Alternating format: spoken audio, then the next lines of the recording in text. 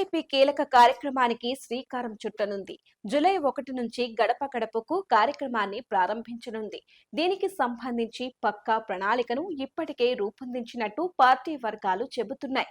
ఏడాది పూర్తయిన నేపథ్యంలో పాలన పరంగా తీసుకున్న నిర్ణయాలు, ప్రజలకు చేసిన మేళ్లు, సంక్షేమం, అభివృద్ధి వంటి అనేక అంశాలను ప్రజలకు వివరించనున్నారు. ప్రజల పరంగా పార్టీ హవా తగ్గకూడదన్న వ్యూహాన్ని కూడా అమలు చేస్తున్నారు.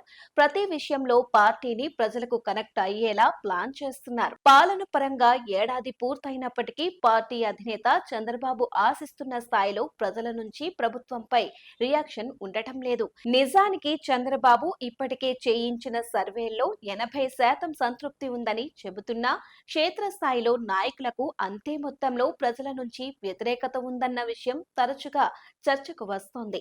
దీనివల్ల పై స్థాయిలో ఎంత చేసినా రేపు ఎన్నికల సమయానికి ఇబ్బందులు తప్పవన్న అంచనాలు ఉన్నాయి.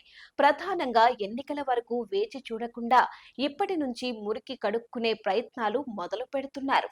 కొత్త కార్యక్రమంలో సంక్షేమ పథకాలపై అసంతృప్తి ఉన్న వారిని, పథకాలు అందని వారిని కూడా గుర్తించేందుకు ప్రయత్నాలు చేస్తున్నారు. అదేవిధంగా ఎమ్మెల్యేలకు ప్రజల మధ్య గ్యాప్ పెరుగుతోందన్న సంకేతాలు బలంగా వస్తున్న కారణంగా ఈ గ్యాప్ ను సాధ్యమైనంత త్వరగా తగ్గించేందుకు ప్రభుత్వ పరంగా పార్టీ ఈ చర్యలకు నడుం బిగించింది. వాస్తవానికి క్షేత్రస్థాయిలో చంద్రబాబుకు ఉన్న పేరు గ్రాఫ్ పరంగా చూసుకుంటే పెరిగింది.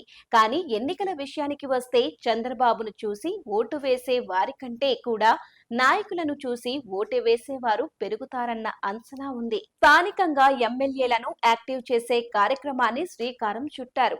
ఈ క్రమంలోనే గడప గడపకు కార్యక్రమాన్ని విజయవంతం చేసే దిశగా కార్యాచరణ సిద్ధం చేస్తున్నారు.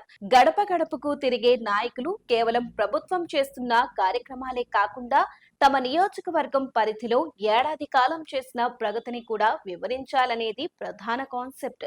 అదేవిధంగా ప్రజలతో తమకు ఉన్న సంబంధాలను మెరుగుపరిచేందుకు కూడా దీనిని